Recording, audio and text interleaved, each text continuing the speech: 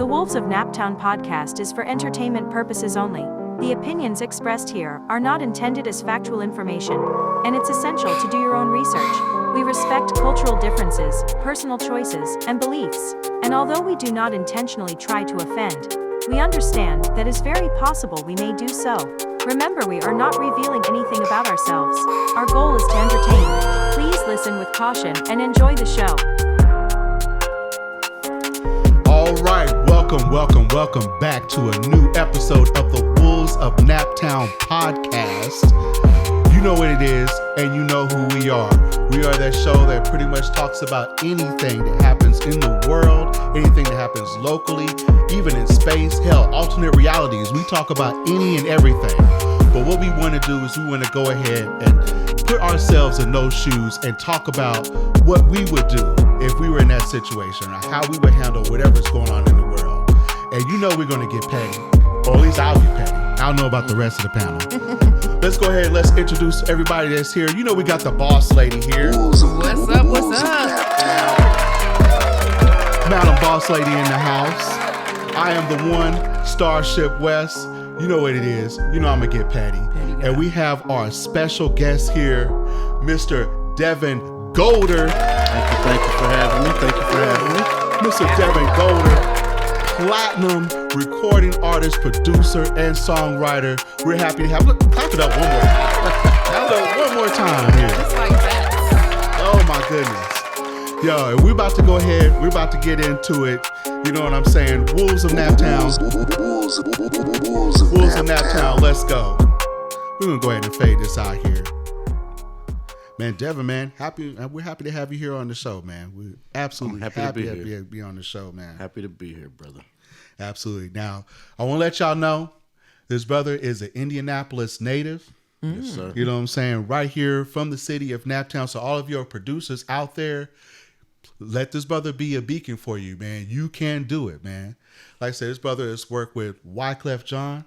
He's worked with Shakira. Work with Lil Wayne, Pooh Shiesty, you know what I'm saying? Like a long list of people this man has worked with. And we're about to go ahead and get into this new single by Devon Golder. It is called Juice. Tell me a little bit about Juice. Oh man, Juice, you know, it's just a song I wrote, produced with my friend Trenton Kyle on the beat. It was just inspired by... It's about women, really, man. It's about she got the juice, you know. Oh. She a boss lady. She handle her own. Right. But, you know, some people could take it the other way where she got the juice, the wet, you know. So, I swear that's where I was going. She got that juice. That's the first thing people gonna think. So, you know, I like to write metaphorically. So it's not just that juice. It's like she got the juice too. She got it going on. She got her stuff together. Okay. And this is available right now on all streaming platforms? Yes, sir. All streaming platforms. Anything you could think of, go stream that. All right. Now, is this going to be part of a bigger project? You know, this year I really just wanted to release more music. So I'm just going to be putting out singles, you know, all year. That's what's up. All right. So here's what we're playing right now. This is Juice by Devon Golder. Check it out. Woo, man. Let's clap that up, man. Let's clap that up here. Man, that was Juice by Devon Golder. Man, let's do it again, man.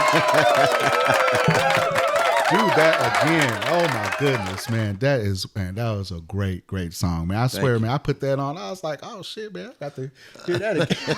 Okay, and for me, it's like, it's clean. I don't even know how to describe it. It's like, it's clean. It's giving you a good description, but it's hard. You know what I'm saying? Like, you can take the same type of scenario and it sound trashy or slutty or something when somebody else is singing it. It just seems so refreshing and clean, if it makes any sense. I hope it's the message that you're looking for, because to me it's just like, now you can play this anywhere, get the message, and it still feels good. And I try to capture that as a writer. You know, I try to keep it clean, because you don't have to use all the explicit lyrics to get the point across. You know, that. So like you said, I didn't have to make no clean version for radio.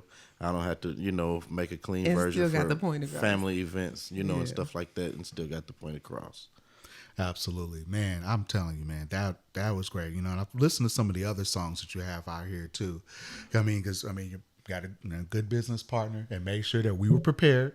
Yep. And made sure that we have everything here. Now, I didn't even know, because a lot of times, I'm going to tell you out here in Naptown, you've heard of this man. Like, if you don't even know the name, I promise you, you've heard of this man. Like, if you've seen Power, or is that Power Book 2 now?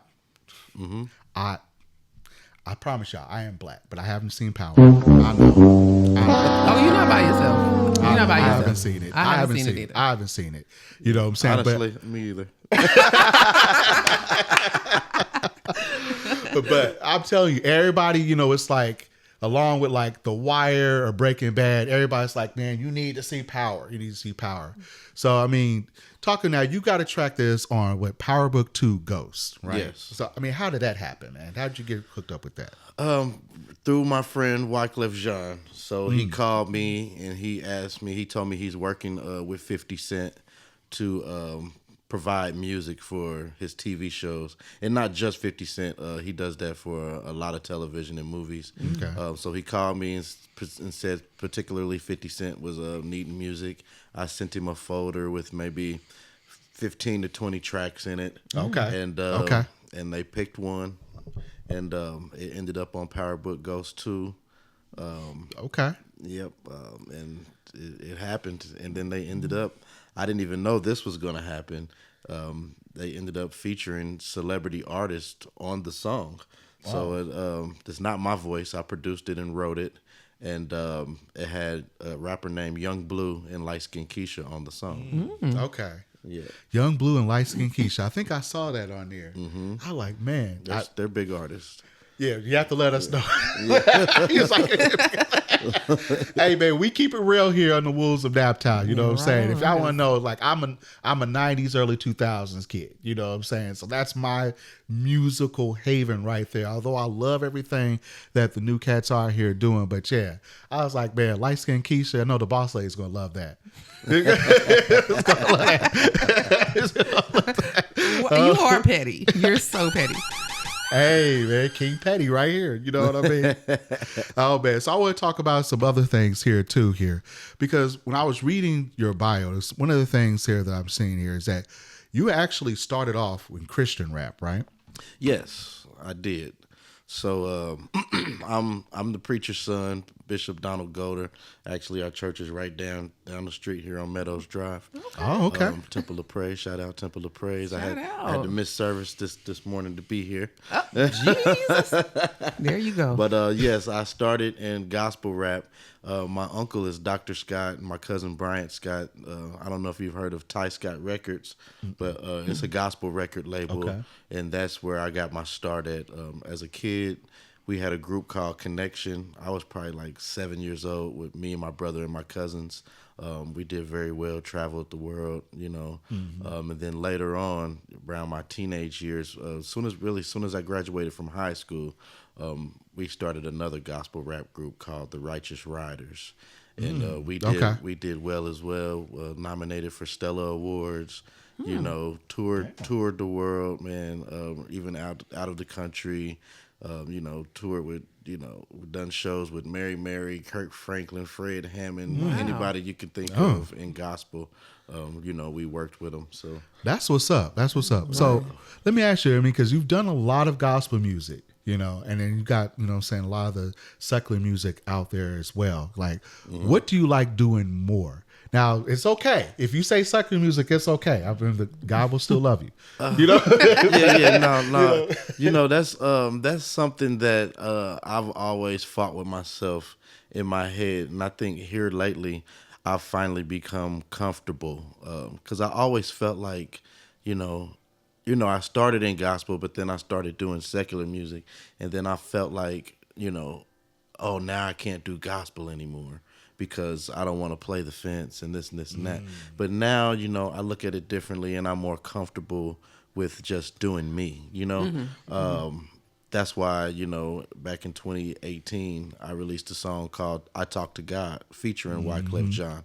And I think that was the start of me just saying, hey, you know, it's you. Express yourself. You come from the church, but you like R&B, you know? Right. So why can't I do both, you know? I used to worry about the judgment and what people would say about me and all that stuff. But you know what? God said, just do you. So that's what I'm doing. Well, I'm glad. You know? That's good. All right. You know, and that has me asking a question because, you know, I get this a lot, you know, where a lot of people that, you know what I'm saying, they're of the faith, you know what I'm saying? Mm-hmm. I'm of faith, you know, Boss Lady, I'm not sure, you know what I'm saying?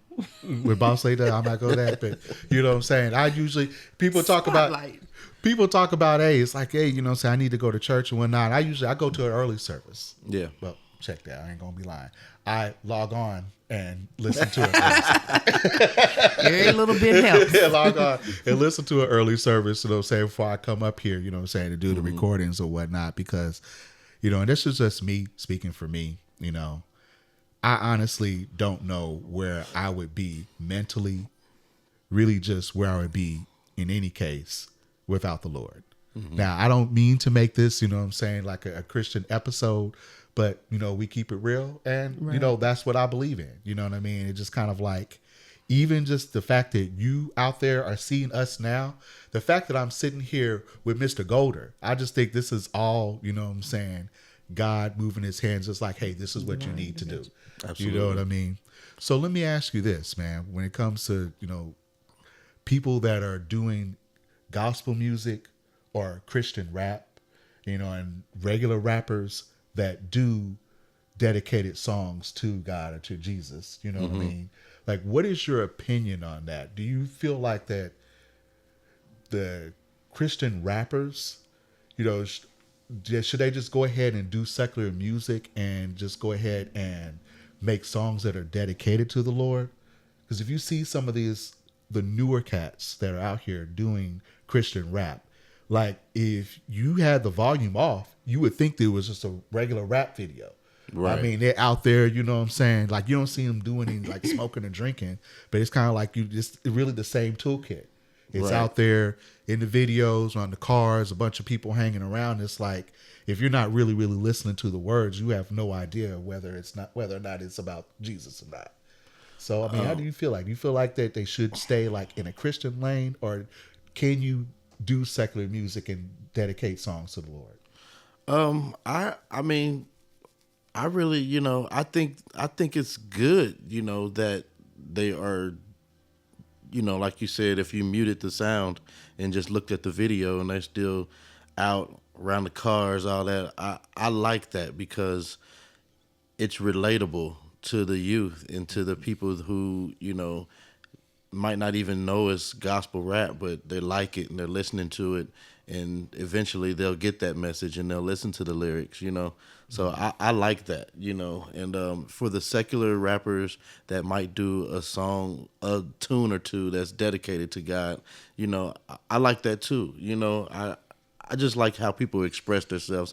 Who am I to judge? You know, I don't have an opinion on it. You know what I mean? Right. But you know, if Drake makes a song dedicated to God, you know, I would love that. You know what I mean? Like, I would be shocked if I heard that. But yeah. Me too. But you know, I'm just using that as an example. No, like, I got you know, why not let them express, you know, their love for God if they do, or if they are a believer, you know, or whatever they have to say. Right. Yeah, I totally agree. I think that, if you're talented and that's your talent, it's an expression. Right. So if this is how you're going to bring the talent out, because when it's all said and done, the people who don't listen to gospel and you are a rapper and they're on board with what you're doing, then the message gets to them too. Mm-hmm. So when it comes to trying to divide and say, oh, you know, you should only be doing rap, or only doing gospel, I think you should do what you love to do. And that's the talent.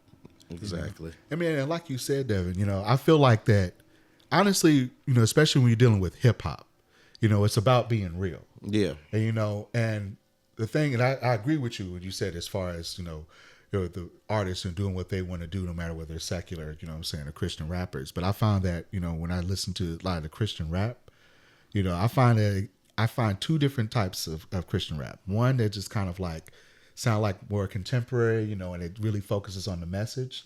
Mm. And then there's other that's just almost like, okay, I'm a Christian rapper. I'm gonna tell you, you know what I'm saying, I'm with Jesus. But it feels like they're just concentrating on not cursing and trying to sound as good as they possibly can. Like, I'm not gonna curse, I'm not gonna say any bad things. I'm gonna, you know, shout out Jesus, but really I'm trying to just do a rap album. You know what I mean? Right. you know, and I'm just thinking like, let's take an artist like DMX, right? Mm-hmm. And so if anybody that knows DMX, you know what I'm saying, gritty rapper, man, all kinds of MFers and whatever.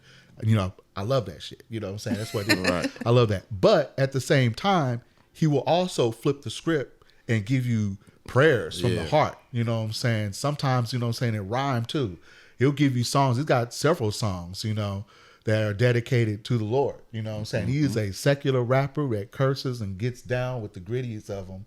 You know? Yeah, for sure. But I feel like since he doesn't hide who he is and he still talks about God, I feel like the songs that he makes reaches more people. Yeah, for sure. You know what I but mean? that's it's just real, about like you said. being who you are, though. Because Exactly. if you separated, then we would want to separate it. But if you're just who you are, we're gonna accept him just as he is. Like if you like DMX, you like DMX. Right. You know what he's about. He said what he said. This is his rap. Mm-hmm. Whether it has God in it or not, that's who he is. Right. So you have to take him for who he is. So when people are trying to divide it or say, I'm only going to do so much or just put my toe in the water, the Christian rap. So you're not being authentic. And, you know, and like you said earlier, it's like you have those people who are listening to DMX who will never listen to gospel. Yeah. And him putting that one track with the prayer exposed them to God, you know? So anybody can be used, you know, and that's how I look at it, you know. Mm-hmm. I know it was a little bit impromptu, but, you know, when I read your bio and I see all that as far as Christian, I was like, okay, you know, I definitely wanted to talk to you about that because it's just kind of like. Yeah, I love it.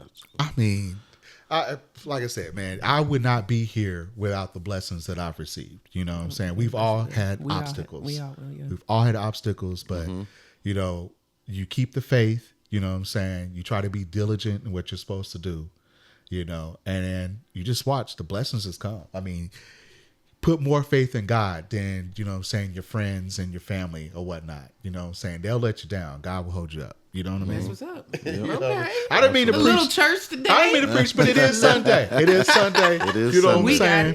Mr. Golder, you know what I'm saying, blessed us with his presence where he wanted to be, you know what I'm saying, in sermon. So we're going to go ahead and bring it a little bit here. Okay. A little bit here.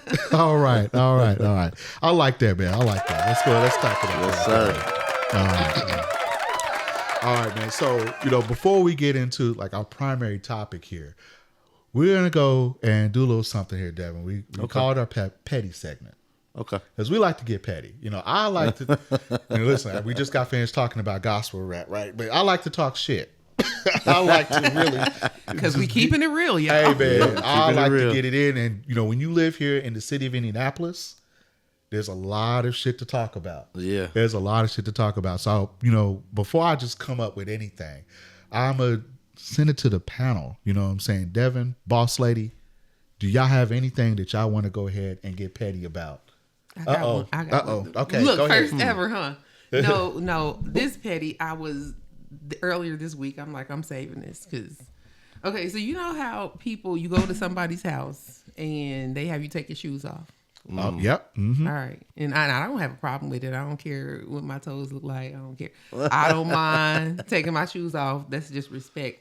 But what I don't like, this is so stupid to me. When you have me taking my shoes off, coming into your house, and your house gets my socks dirty. Oh. Yeah, that's petty. That's some petty shit right now. Oh. But for real, like I honestly feel like if you having me take my shoes off to come into your house, I want, you know, my socks to be clean when I leave. That's a good one. Yeah, Hey, I'm like, hold up. I held on to that one, I'm telling you, because I was like, wait, you know, it's just one of those things where I feel like I understand you don't want to bring the outside elements in. Like I hope the whole feng shui of it all. I get it. Like you trying to keep the outside elements. I mean, it sounds like they already got outside elements. Exactly. I need you to mop the floor. So you done got my socks dirty. You to mop the floor. Are you paying for the laundry? Oh, it just drives me nuts when people are so hell bent on it. You can't walk real. in my house with your shoes on. But I'm like, somebody did. Somebody did. So that's my petty. It really did get under my skin. I was like, listen, type stuff. So. Oh my type I was shit. like, what the heck? I think I'm gonna say you mentioned it when I called you on my way here. Man, when they gonna fix these potholes? Man, I already was petty about that. What 4 or 5 times already? It's sickening. It's getting like, to the sickening. It's like Mario Kart. It is definitely like Mario Kart. It's crazy. Crashing.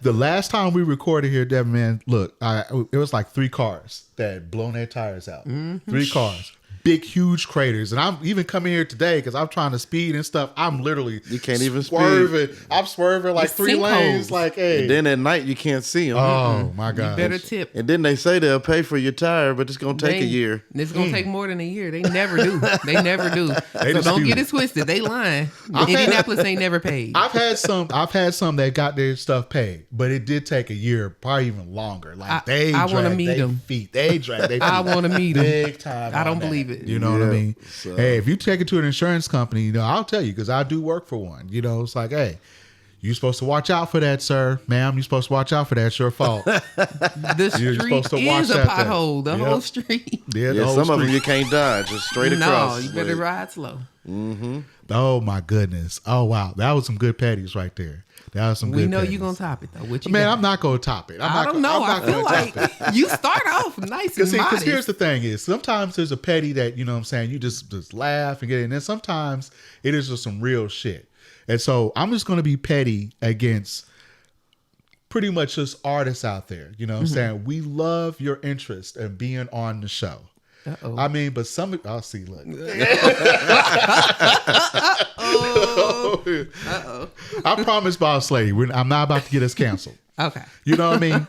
But look, you know what I'm saying? If we have someone that is accomplished, like Devon Golder, you know what I'm saying?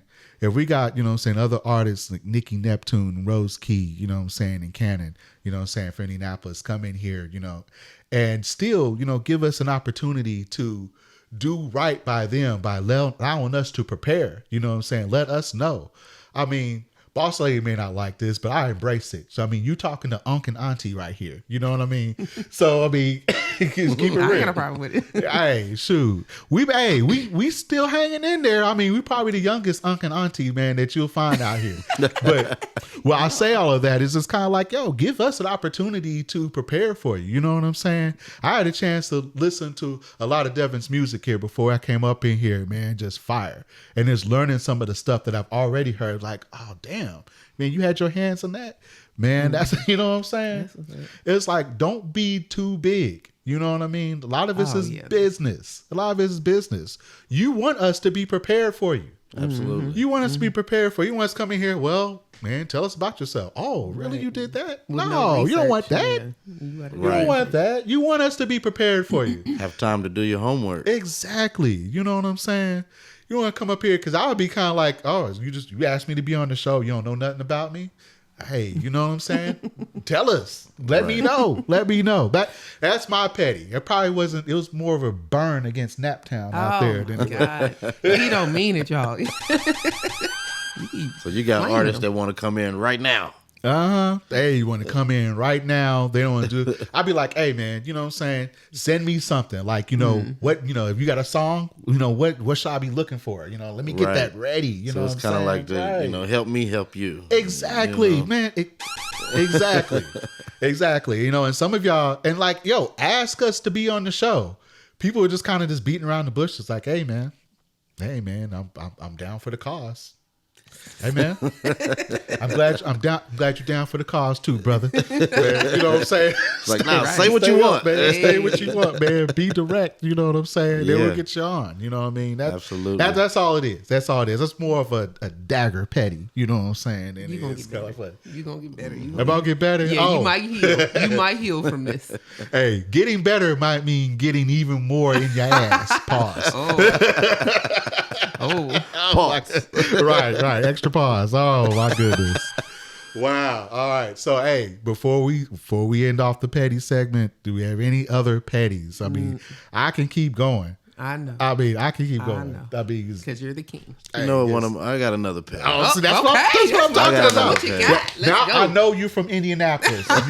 Come on with it. Come on with it. I can't stand when somebody calls me and I got to say hello 5-6 times and they talking to everybody else and ain't even acknowledge. You called me. Why are you talking to everybody in the room wherever you at and you called me? Because then you hang up. Exactly. After that first hang up, the first hey, hello, then they call back. And you hang up. What happened, bro? You was talking to everybody else. Call me when you're ready to talk to me. Yep, exactly. You gonna have me joining this petty? Good Lord. No, that's one of my pet peeves. I hate it. I'm with that too. And I got a couple buddies that do it all the time. We're calling out names. Okay. No. We ain't gonna call them. I ain't gonna call them names. Hey, boss, say I try to get them. Listen, no, he's 100% right. And after that first hello, click. Nah, and then I'm gonna text you and be like, you don't even get a hello back. It's more like hello, and they're talking to other people. They ain't even acknowledged your hello. I'm gonna text you and I'm not answering. I promise you. Like, bruh. It's just like, I don't know, but maybe I wonder if those people is like, hey man, I'm busy, man. I'm in the mix. I'm in the mix right now. Just like, man, take me out the mix. If you that busy, you can text me and we text back. That's why I'm a texter. Hey, just text me, like, and keep it short. You know what I'm saying? Yeah. That brings me to another petty too. It's like, man, get to it. Get to the point. Right. I mean, shoot, I hate when, I don't know if you've had this. You know what I'm saying? Because I mean, you're in the industry, and I'm pretty sure you probably have people that you may have worked with on your climb up. They're trying to reach back out to you after a few years. They seen you doing your thing. Like, hey, you know what I'm saying? Hey, you know, how you doing, man? Hey, hope all is well. How's your dad? How's your mom? They want to have a, try a catch up session. So, hey, we cool now? We cool? All right, man. Look, I need you to do this. I got this idea. I got this, man.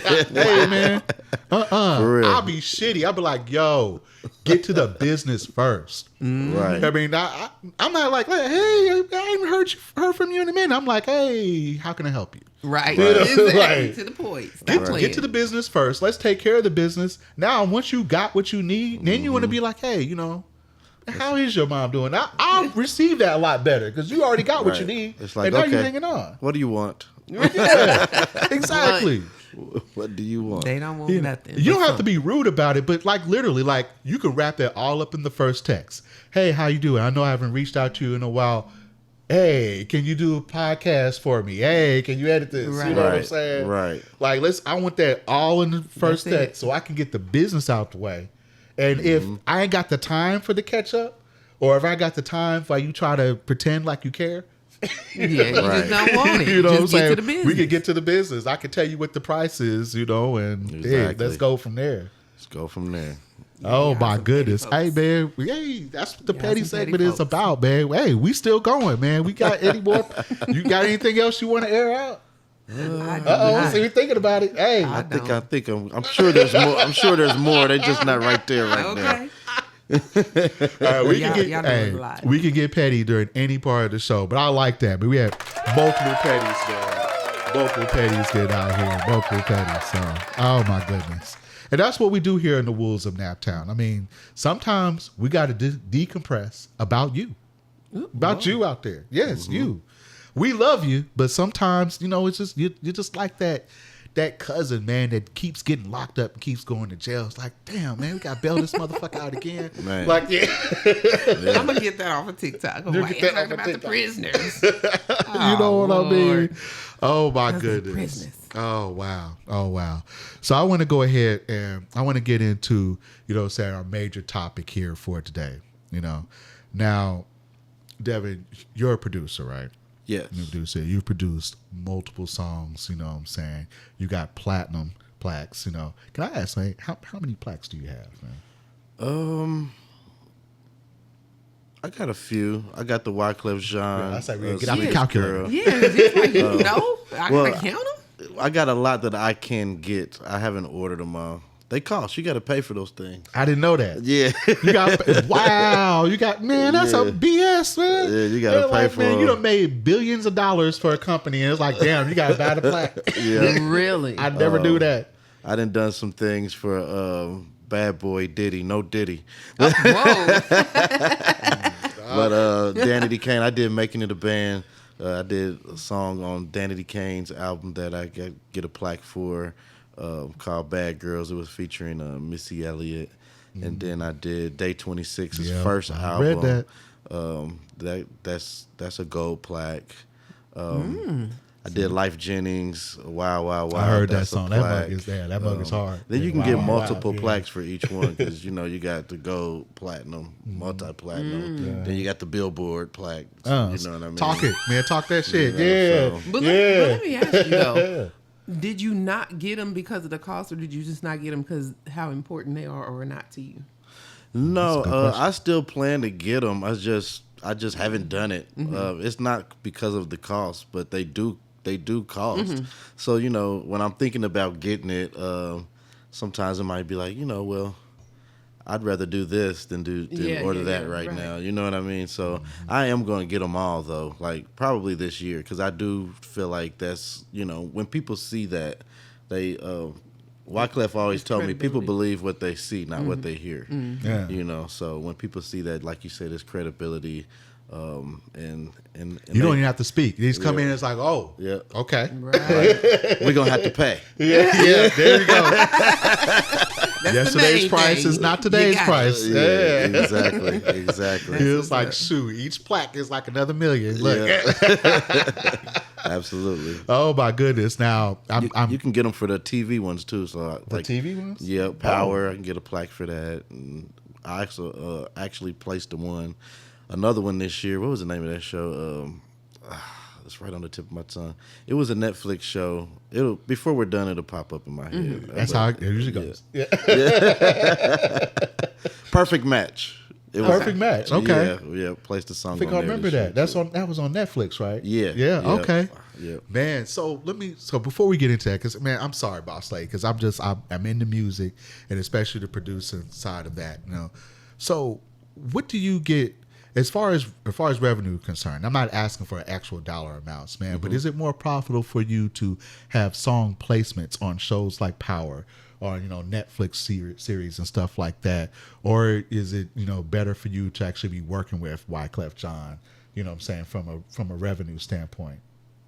I would say if you have access to a big famous artist and you can record music in them and they release the music that you worked on, I would think that would be more profitable than to play something on a television show.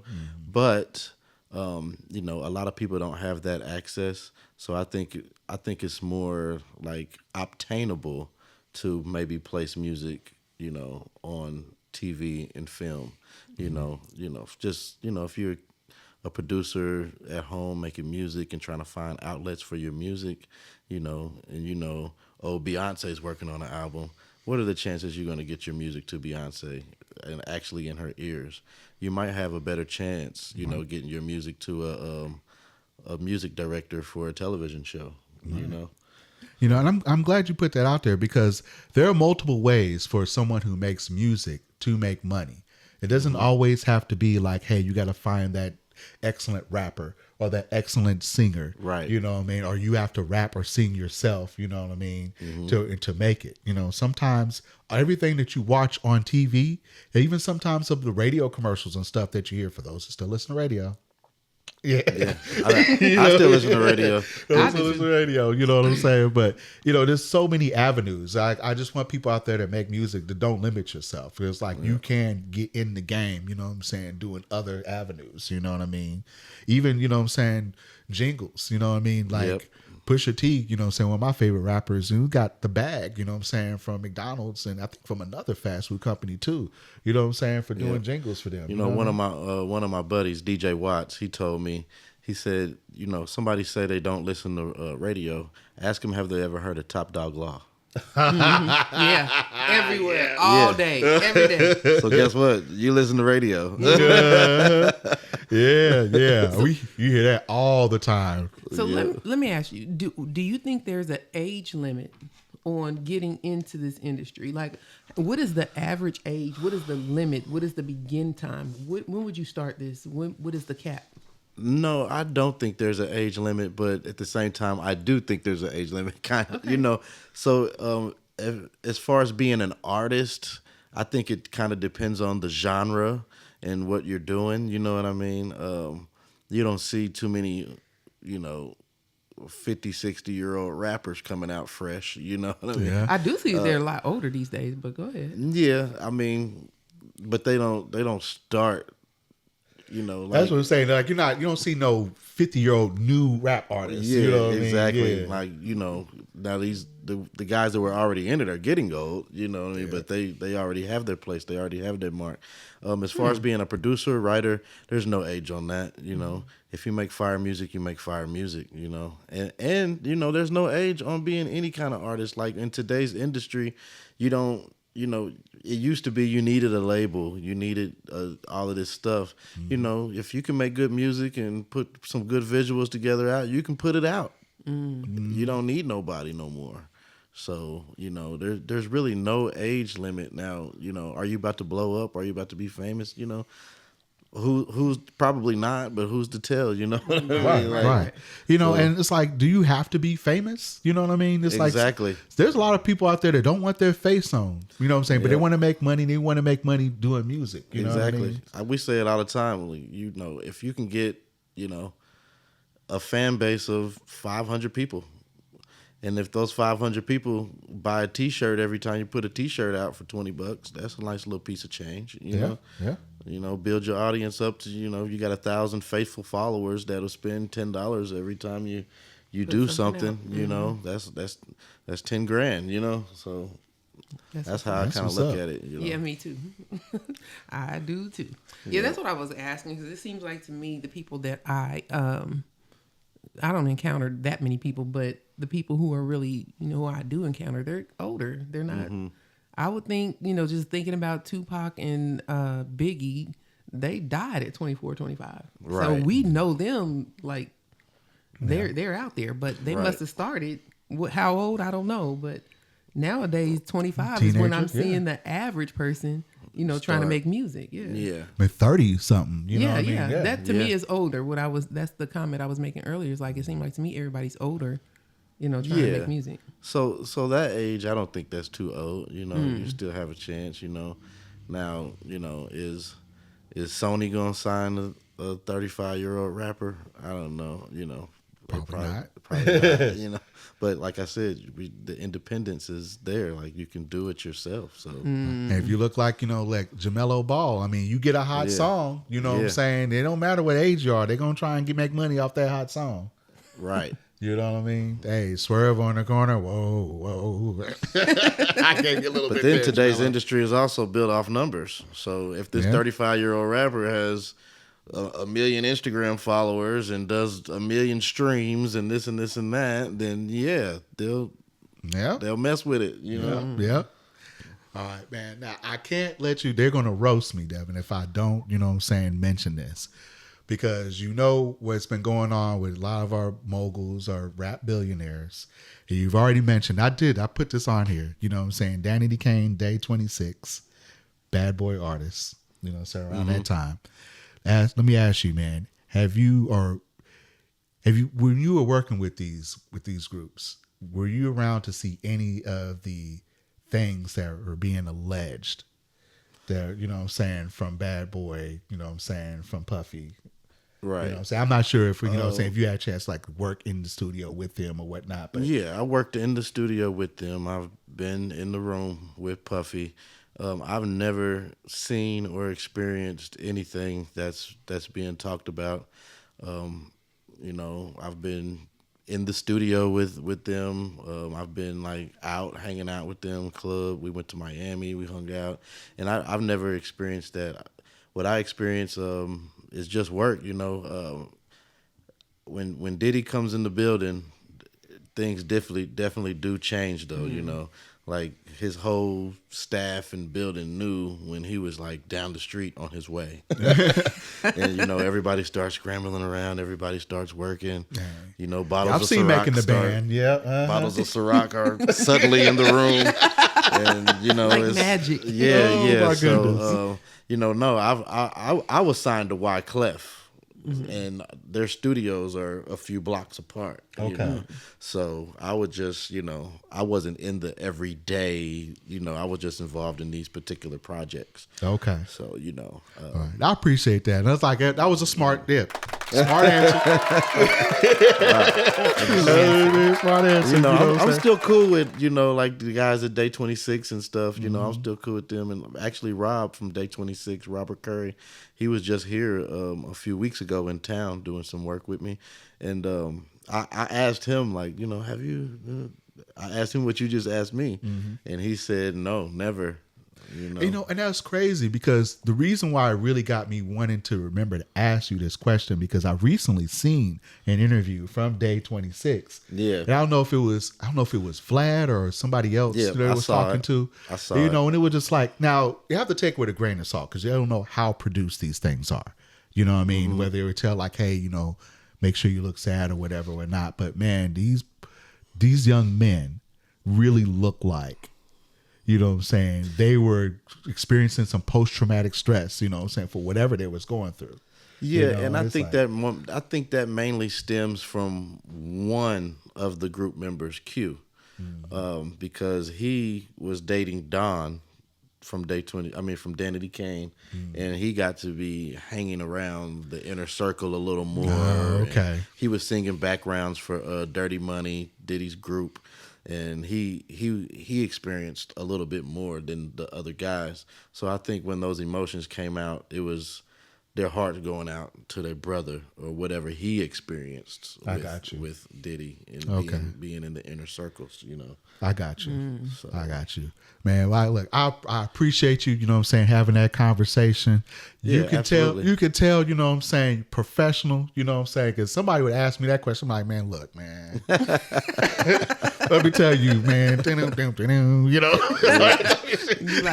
saying? News. And the next thing I'm getting a call from like Diddy's representative. It's like, hey, man, we need to shut it down. Oh my goodness, man. We appreciate it, man. All right, man. So let's go ahead and let's get into our final topic here, man. So as we were discussing here in our pre-show meeting here, with Devon being a producer, with me playing around on the keys back in the day, I consider myself a producer. I just never made anything that popped off, what I'm saying? But I love making the music. In today's world, we have artificial intelligence, right?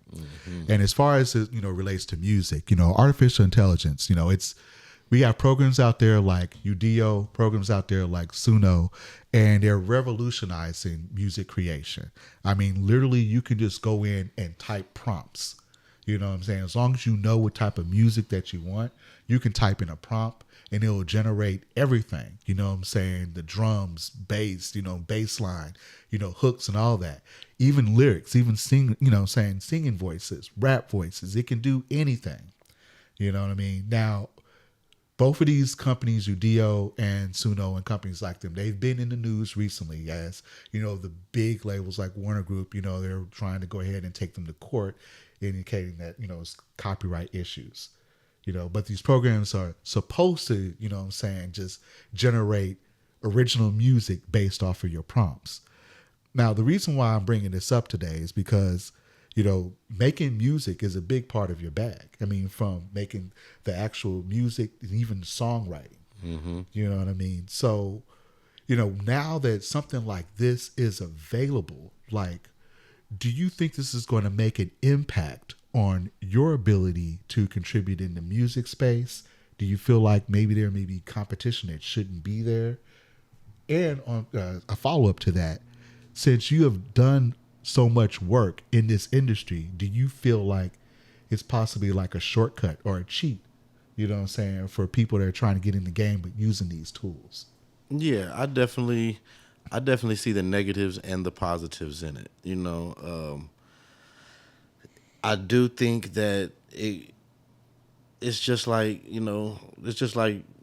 the robots that are being created that are taking jobs from, that guy that might have been on the assembly line, and now a robot is doing his job.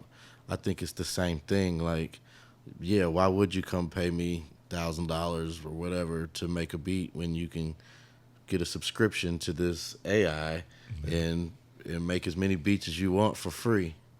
Yeah. Or just pay the premium, which probably ain't too much. And, you know, and some of it's free. Like some of this stuff is free. Yeah. Yeah. So I do see that, but at the same time, you know, I've learned in this industry also, because I've been doing it so long, you know, to move with the technology.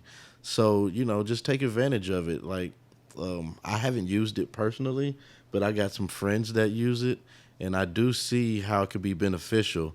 Like, we're still creating music, but we might use it just to spark a vibe or, you know, to tweak it. Like, okay, this AI spit this out to me, but I'm not going to use what AI spit out. You know what I mean? I'm going to recreate it, and I'm going to create it, you know. Okay. I'm going to sing it myself. I'm not going to use the AI voice. So I'm going to bring in a singer and, you know, do it like that. So I do think there's some negatives and some positives in it. Like, but, you know, no need to focus on the negatives because there's nothing we can do about it. So, you know, it's there. Use it as a tool, you know, keep it moving. I mean, do you think that, as far as these companies like this being sued, you know what I'm saying, in the effort to stop it, because I get it. I mean, there's a lot of producers out there, a lot of people are making music that are saying that, hey, you know, they're making stuff that is like my music, you know what I'm saying? Some of them claiming that they're actually, you know, stealing whole riffs or whatever, whether it's lyrics or whether it's, you know what I'm saying, you know, with instruments or whatever, you know what I'm saying? Right. It's just kind of like... I can see, like... Because you can tell the AI, right, hey, make it just like Kendrick Lamar. So I can see where that could be a conflict, you know? Yeah. You know, if I'm Kendrick's label and I'm paying him millions of dollars for this unique sound he has, and now you have this thing that's mimicking it, maybe that is a copyright. You know what I mean? So I see it that way. I see where they can maybe have a case there. Now, let me ask you this. Now, I know you said that you haven't used it, right? But would you be opposed to actually using AI in your music, maybe to like help complete a song, like if you get stuck, or maybe to use as like reference tracks, you know what I'm saying? If you're bringing a, you know what I'm saying, a singer in and just like, okay, I really want to, you know, show him or her how this needs to be sung. No, I'm not opposed. I'm not opposed to doing that. Like, I was actually thinking about it, you know, but I would never use it 100% though, because I want to keep the uniqueness of a human creating this music, you know. I use AI a lot for like my administrative things, contracts. Man, AI might have wrote that bio. I don't know. You know, oh my goodness! I mean, it's the best personal assistant in that nature of the business. You know, I think it's the best personal assistant you can have. I heard somebody say, "Hey, if you're running a business and you're an entrepreneur and you're not using AI, you're tripping." You are definitely tripping. I'm gonna let you know like this. You know, on one hand, as far as the music creation, you know, I know that back when I was making beats, you know, and it would be. Sometimes I'll make a beat in an hour, you know what I'm saying? Just whatever, just all right, boom, it just comes to me. And sometimes when you get that track of like, oh, this is the one. And you see you're spending, now that hour turns into hours, 2 days. So, you know what I'm saying? Constantly you're sleeping. You're coming back. You're constantly tweaking, man. You're cycling through like a shitload of kick drums and, you know what I'm saying, snares and hi-hats. Like, is this the one? And damn, I didn't find anyone out of the thousands. Okay, so now I'm making one. And I got to make one now. I got to go ahead and take the closest one. Now I'm putting a bunch of filters and shit on. I got to make that stuff, man. But it's fun. It's the creative process. And this is what you would get paid for. You know what I'm saying? Because you know how to do all this shit. You know what I'm saying? You know how to go in and make the music that someone is requesting. Someone sits down and says, hey, Devon, I want, you know what I'm saying, R&B track that does this, you know what I'm saying, something for the club or whatever. You know, they can come to you and make it, you know what I'm saying, or they can try and make it themselves, and, you know, it's going to sound like they made it themselves, you know what I'm saying? So that's why they're paying you the money to make it sound like, oh, yeah, this is on the radio. Oh, this is, you know. This is what it is. So it's just kind of like, you know, on the other hand, just like you said, AI is very useful. Like I would not be able to do what I can do for this show without AI. I use AI to assist me with graphic work. You know what I mean? Yep. Not just saying, hey, make this cover, it spits out and I use it. But just like you said, it's a starting point. It helps me get to where I was trying to get to faster. Yep. One of the last podcast interviews I did, I asked the guy, hey, because he told me he would do this, give me clips of the interview that I can use for social media. Man, he spit me like 15 of them. Yeah. Immediately. Yeah. It'd be like that. Yeah. And I was like, oh man, he's amazing. And he told me, he was like, AI did it. So I'm like, it's just humans don't make it happen that fast. Yeah, and it's crazy because AI learns from you. And we do the same thing. Because if I had to edit all these videos myself by hand, it would never happen. You would never see anything. But I use a program similar, like we'll upload the episode. It'll cut it up into like 30 different clips. Now, me being a control freak, I do go into each clip. It's like, no, they cut that word off. I'm still kind of adding time to it because that is what it is. But even in that aspect, at least it got me to that point. I didn't have to go through a whole hour of the show to find that one gem, Right. Where we're talking about this subject or that subject or whatever, you know what I mean? So, I guess one more question I just want to ask you, what I'm saying? Let's do it. It's just kind of like, so just sticking on the theme here, how would you feel if you were working with an artist and they were expecting you to use AI, because that's what they're used to. They're expecting you to, hey, we got this song, we got the stems off of whatever, this, that, ever. Can you work with this, and finish this up for us? When I'm working with an artist, pretty much my process is my process. If you chose to work with me, you're getting my process. That's right. I'm not going to change that for you. I know that's right. I know that's right. So you got to do it, My sound is my sound. Don't come to me talking about you want a Metro Boomin type beat. There we go. Yeah. You're going to get a Devon Golder type beat. You know what I mean? So I think that's the joy, Dr. Dre has his sound. Jermaine Dupri has his sound. Kanye West has his sound. You're not going to go to Kanye and say, can I get a Dr. Dre type beat? You know what I mean? So you're not going to go to Pharrell asking him for a Kanye type beat, So that's where I try to put myself on that level, So when you come to me, not saying that I know it all, but it's going to be a learning process for you, and you're going to get my sound in my process. Right. So you shutting it down. As soon as somebody comes in, let's just leave the AI part alone. If somebody comes in and just plays your track and they're like, hey, can you make a beat like this? You're just kind of like, man, no, you really want to either come with what I'm going to bring to you or explore other options. Yeah, but I'm going to do it. I'm going to do it in a nice way. I might be like, hey, all right, well, let's mute the beat. Let me hear those lyrics. Let me hear that melody. Oh, I really like that melody right there. Let's take that and start from there. Or, whatever, however I feel when they play me, what they're playing me. I don't mind having a reference of what you're looking for. Right. But don't expect somebody else's sound. Exactly.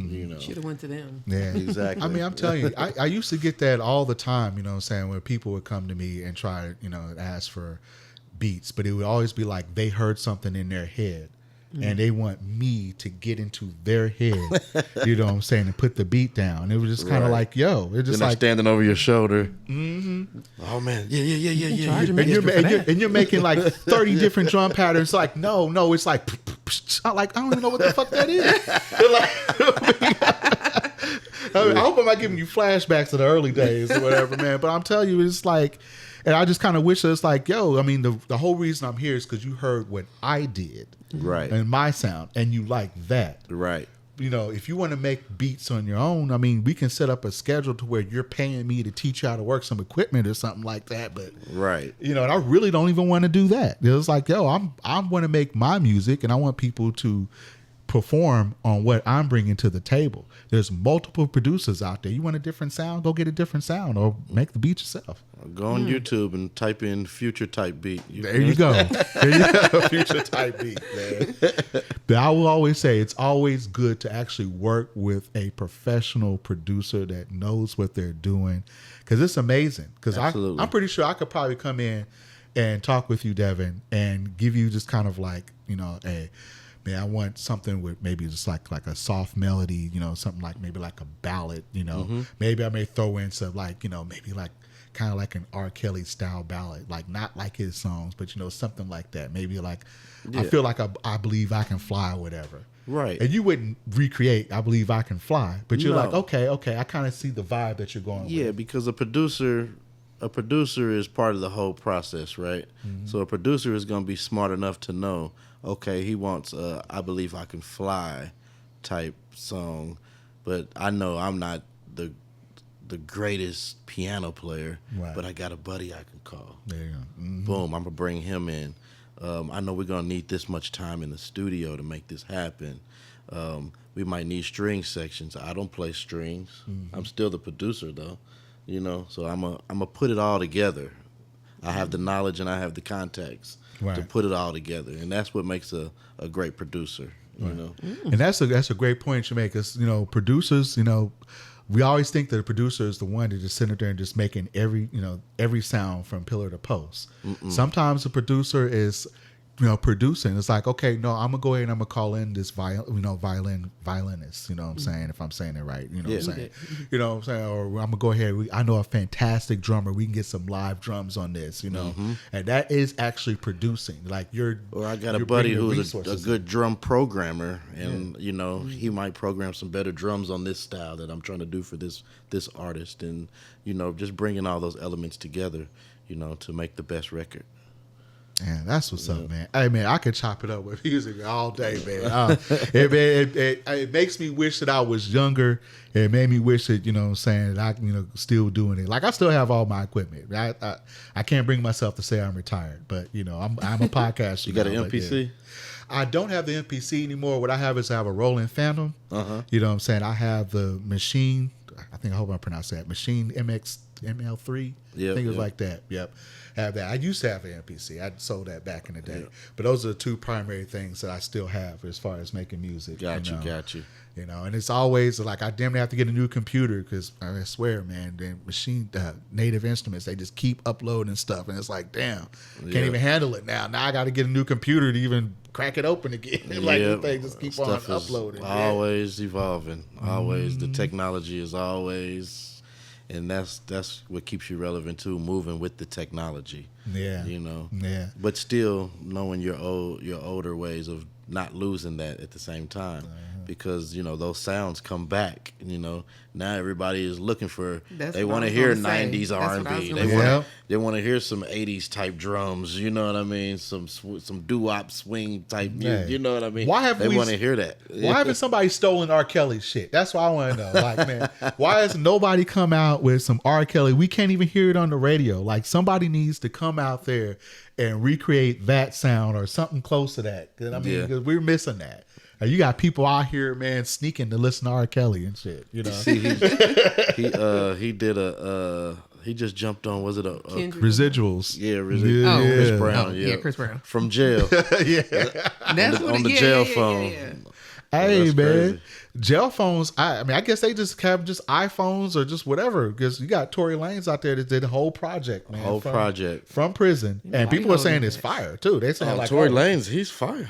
They're saying that project. I haven't listened to the project, but I know from his past work, Tory Lanez is fire. Oh yeah. He got some tracks I really enjoy. But I heard a few of the songs from the album he released from prison. It's just like, man, his engineer, Bravo. You know what I'm saying?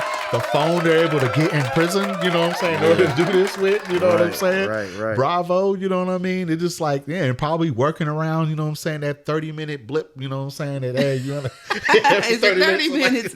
Yeah, every 30 minutes. 10 minutes. They're like, hey, you know what I'm saying, that call for real, I don't know what that is. I don't have too many calls. All in the prison, background noise. Yeah. And stuff going on. It's like, how you able to record like that is amazing. That is amazing. Yeah. I'm pretty sure Ain't it's no probably stopping some us. Come artificial intelligence probably involved with that too. Yep. You know what I mean? Sure. Oh my goodness, man. Hey, man, let's clap it up again here for Devon Golder, man, platinum Thank you. producer, songwriter, recording artist, man. Before we wrap up the show, brother, tell us, man, what is your next projects? Where can we see you as far as performing? You know, what do you have in store here for 2025? I really just plan to put singles out all year. I'm going to push Juice a little bit longer, and then you can definitely be looking for more music from me. I'm going to be shooting some music videos, putting all that content out. I also have my label, Ear Candy Music Group, and I have other artists under my label. So I ain't no young whippersnapper no more. Either, so, you know, my Chris Brown dreams are over. I'm just putting out music because I love it and I have it, and there's no need for it to be sitting in my laptop. You know, so I'm just putting it out. But I also want to invest my time and talent into some younger artists. My sons are artists, so I got some other artists that are under the label, and you'll definitely be seeing stuff from them. As far as shows, you know, there's definitely stuff coming up. Nothing all the way in concrete, so I won't mention anything particular, but I will be promoting. I'm Devon Golder across all platforms, DevonGolder, Instagram, Facebook, TikTok, anything, YouTube, Devon Golder, DevonGolder. Okay. There we go. There we go. Let's clap it up here one more time here. You know what I'm saying? Make sure you go ahead. You know, his business partner say, hey man, just Google him. Just Google him. He gonna come up. Hey. But he wasn't lying though. I mean, honestly, he wasn't lying. I mean, sure, that might come up right here.